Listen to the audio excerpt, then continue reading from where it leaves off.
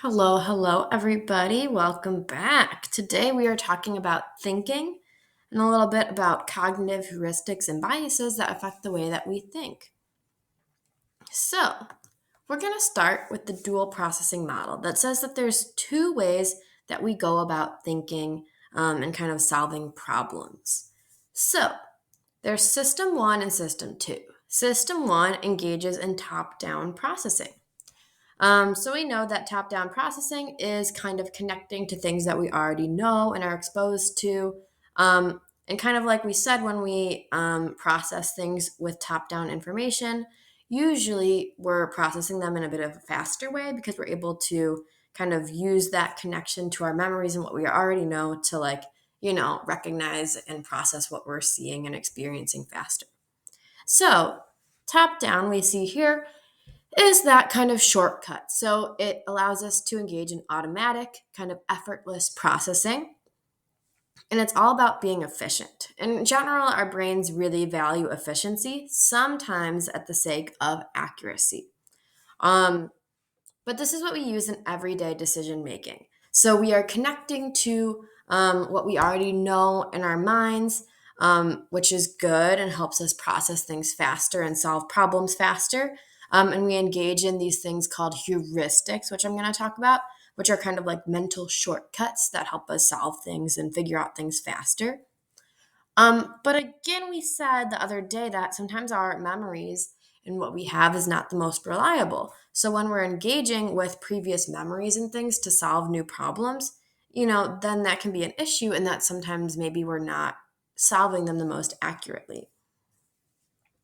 And just kind of like we talked about in sensation perception, the other option is engaging in something like a bottom up processing, which is what we're doing in system two. And this is where you're kind of taking things at face value. It's going to be longer, more deliberate, slower, and involve more like conscious thought in solving these problems and thinking. But it's kind of like step by step. You're going to not connect to what you already know and use those mental shortcuts.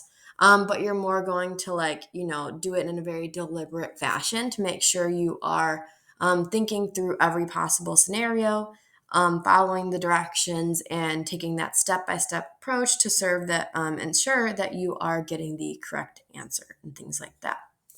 So system one's top down, system two is bottom up. Moral of the story, system one's efficient and fast and uses heuristics, but might not be the most accurate. System two engages in things called algorithms, which are going to be like, following a set algorithm or like recipe of solving something. You're engaging in bottom up. It's going to take longer, but it's going to be much more accurate. So, if I were to have you, let's go back here. If I were to give you like a big jar full of jelly beans and I were to ask you to guess how many jelly beans there are in them, if I first asked you to just write a guesstimate, just looking at it, and trying to make a guesstimate of how many there are, that would be engaging in like a heuristic, right? You're kind of connecting to what you already know, your experiences, kind of what you think. But right, you're not doing like a step by step thing. You're kind of just using a mental shortcut, like a guesstimate.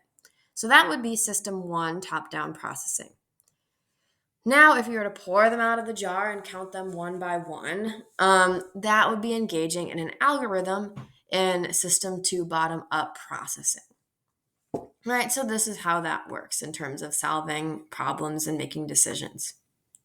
So, like I said, system one is your kind of mental shortcut one. It's all about like being fast and efficient and maybe at the sake of accuracy. So, a heuristic, like I said, is just another term for a mental shortcut or rule of thumb. So, it's very much kind of that like guesstimate or just kind of things that our brain does to try and make little shortcuts and get us processing things faster. So, we see here typically heuristics generate a probable answer, but it might not get you the absolute correct answer. Cognitive biases, which we're talking about today, fall under the category of a heuristic, and that they're heuristics that become consistent to the point where we're using them, all the time. So, system two, our bottom up approach, uses what we call algorithms.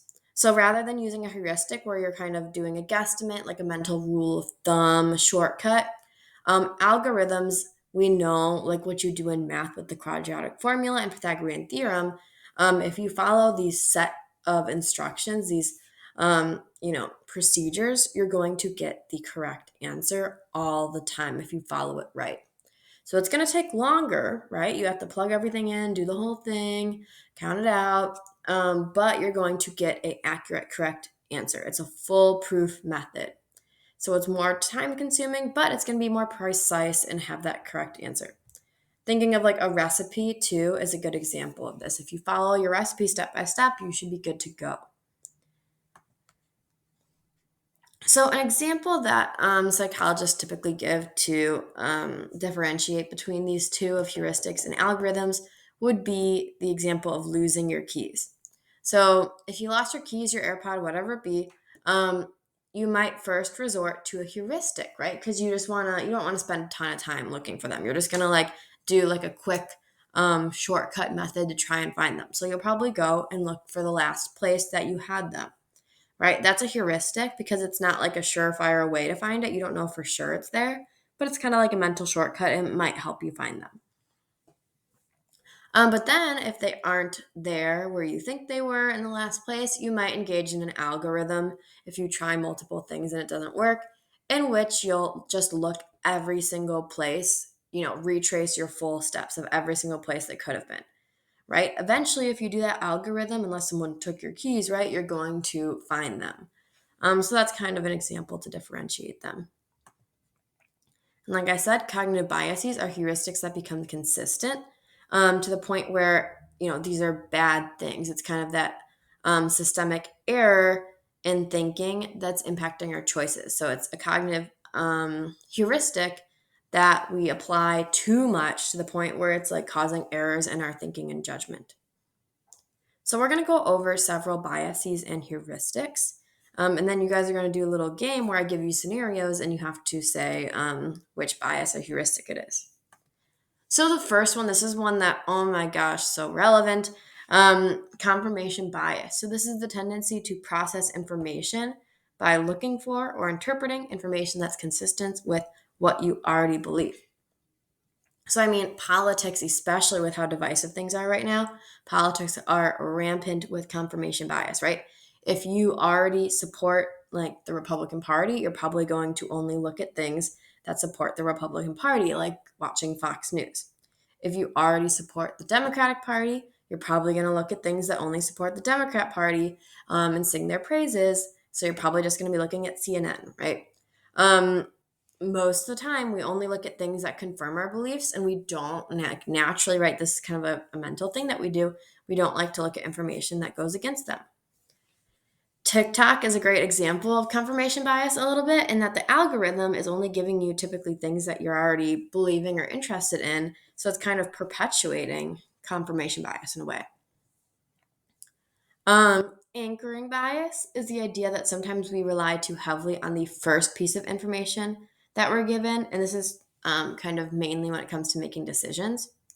So here's an example. They did a study in which they asked people, did Gandhi die before or after the age of 9 years old? Then in the other one, they asked them, did Gandhi die before or after the age of 140 years old? So you see that the first piece of information they're given here is going to determine how people respond. If they're in the low anchor group and that they were given like a, really like young, low age of 9 years old, people are going to estimate him dying at a younger age.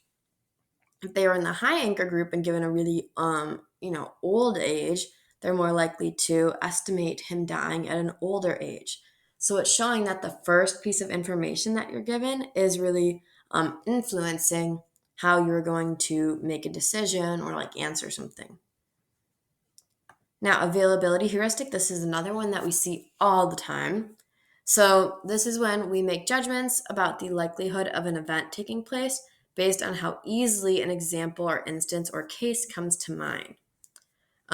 So this is a lot of ones that we see with like people who have fears of things, like when the news dramatizes things a little bit. So like, oh, you're really scared of like violence in like Milwaukee or something like that, which obviously is a problem. But the news, you're seeing that in the news all the time, that you probably have more of a fear that it's going to happen to you if you go to the city than is actually true. Right. So it's kind of like the news is exposing you to this thing. It's very available in your mind. So it kind of comes to mind easily. So you're kind of thinking it's more likely to happen than is the actual case. Same thing with people being afraid of like traveling by like plane and things like that. We see here that this is death per billion passengers.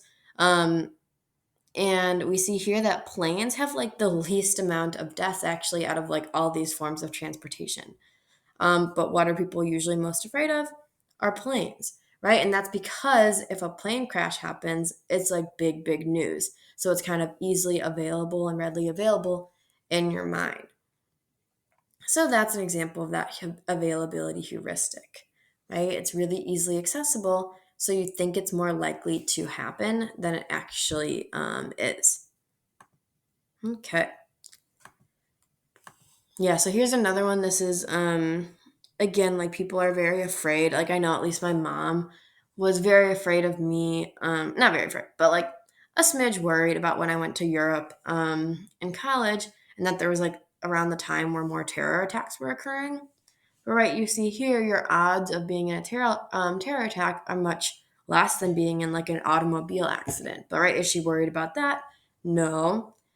She's worried about this one that's much less likely. But because it's in the news, it happened recently, it's easily available. You're more likely to be concerned about that and worried about that happening. Representativeness heuristic is another really important one, and that this one's an important one because it contributes to stereotypes. So this is where we judge the likelihood of things happening in terms of how well they seem to represent or match our particular prototypes.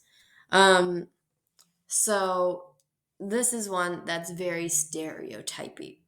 So if our prototype we see here, the Mean Girls one, so if you're from Africa, then why are you white? Then your prototype of someone from Africa is typically someone with, dark skin, right? So here she's making an error in that she's using representative heuristic to think that her prototype of someone from Africa is someone with dark skin. So she's very confused and making kind of that assumption that's wrong in this case about Katie from Africa, right? If you're a redhead, then why aren't you Irish, right? Your prototype of a redhead is someone who's Irish. So when that isn't the case, right, you make an error, and that kind of leads to stereotypes in a way. And we see here, this is one that my professor in college used as an example here. So, are you actually an MD? Black doctors questioned as she intervenes on a Delta flight. Right, the issue here could have been that, unfortunately, maybe the people on this flight, their prototype of a doctor is, typically like a white older male or something like that. So if they see like a young woman of color or whatever, that's not going to fit their prototype, so then they questioned it.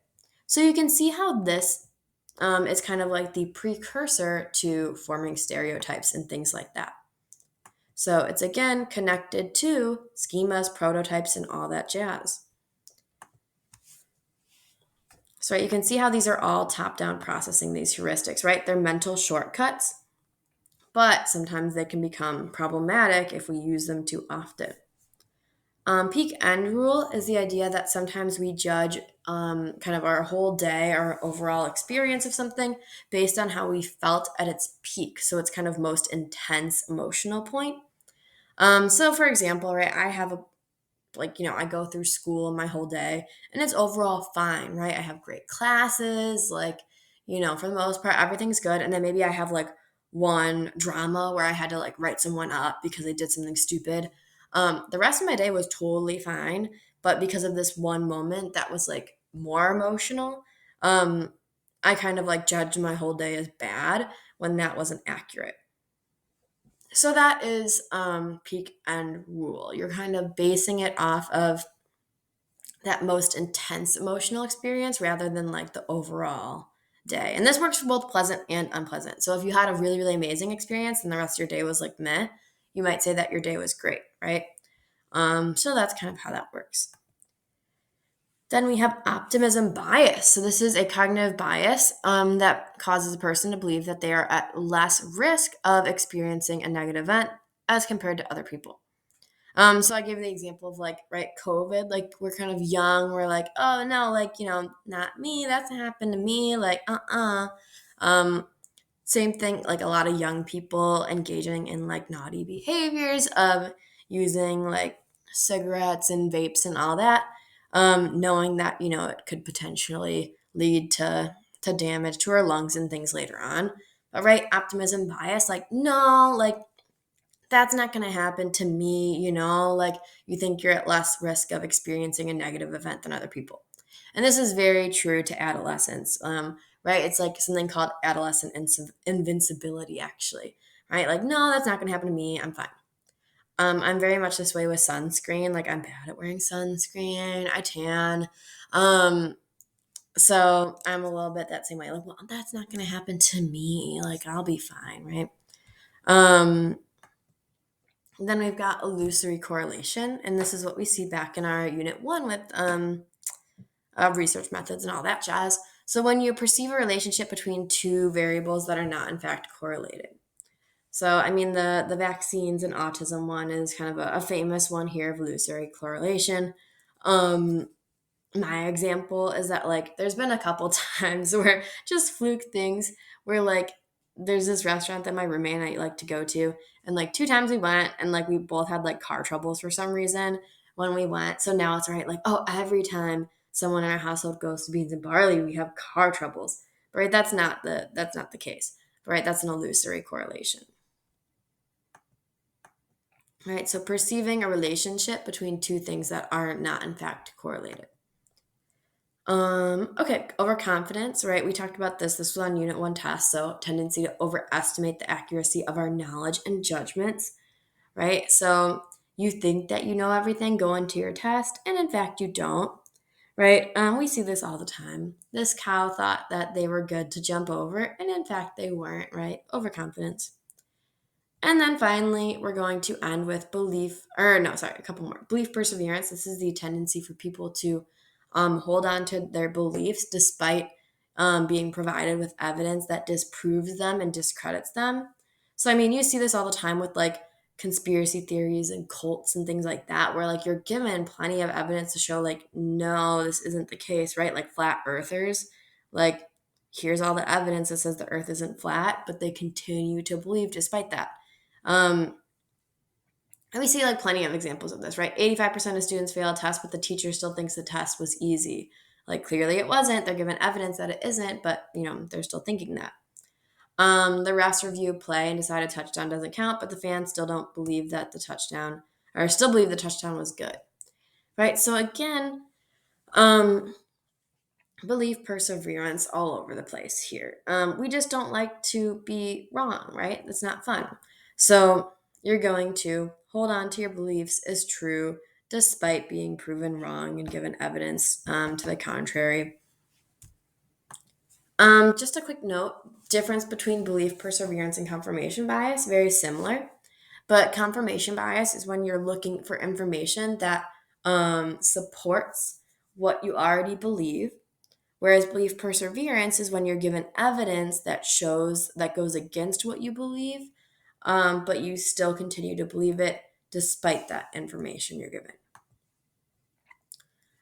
Framing, we saw this a little bit with the Loftus and Palmer study the other day with the leading questions in the car crash. But framing is saying that the way an issue is posed can frame how you are going to answer and make decisions and think about it. So, right, we see here frozen yogurt 20% fat, frozen yogurt 80% fat free, right? That's going to change what you think about the yogurt. Um, And same thing, right? How the words were phrased, in that just changing that one word in Loftus and Palmer's study with how fast were the cars going when they smashed versus how fast were they going when they contacted, right? That's how you frame that is going to influence how you perceive that crash. And then finally, hindsight bias is your I knew it all along bias.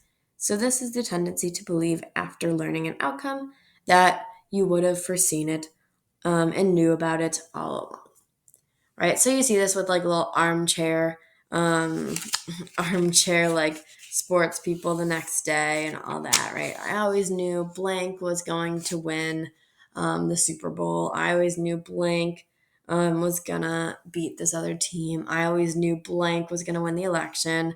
You see these are the current events, right? I always knew that COVID was gonna be a big deal, or like I always knew that like Russia was gonna invade Ukraine, right? Like all these people who were like, yeah, yeah, yeah, like I knew it all along. But right, they probably weren't as confident in that actual moment before it happened as they claim they are, though, right? Hindsight, they're saying they're confident and that they knew it.